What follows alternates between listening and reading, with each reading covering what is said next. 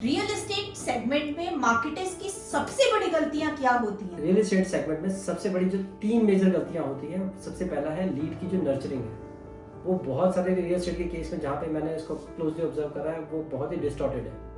Second जो targeting है, आपकी जो ऑडियंस है आप सही तरीके से टारगेट नहीं कर रहे, क्योंकि इसका जो सीधा रेलेवेंस आता है आपका जो ऑडियंस है उसके रेलेवेंस के अकॉर्डिंगली वो ऐड नहीं बनी हुई। जब और ऐड ही रेलेवेंट नहीं बनी है ऑडियंस के अकॉर्डिंगली तो वो टारगेटिंग भी सही नहीं होती है और ऐड कंटेंट भी आपका ढंग से नहीं बनता है। बिल्कुल सही कहा आपने।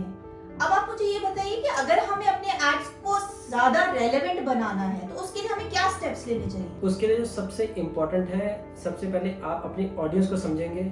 ऑडियंस में को समझने से पहले आपको सबसे पहले अपने प्रोडक्ट की बाइंग रीजंस को समझना है।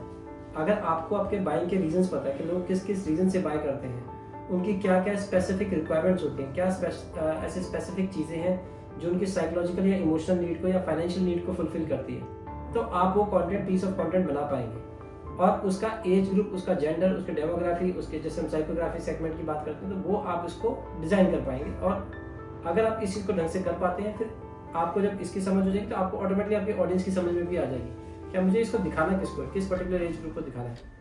जब आपकी ये समझ, दोनों चीजें आपकी मर्ज हो जाएंगी तो आपको रिजल्ट आएगा ही आएगा। एब्सोल्युटली। हमारी इन ट्रिक्स को यूज करके अपने एड्स को और रेलेवेंट बनाइए और हमें बताइए कि आपको उससे कैसा रिजल्ट्स मिला।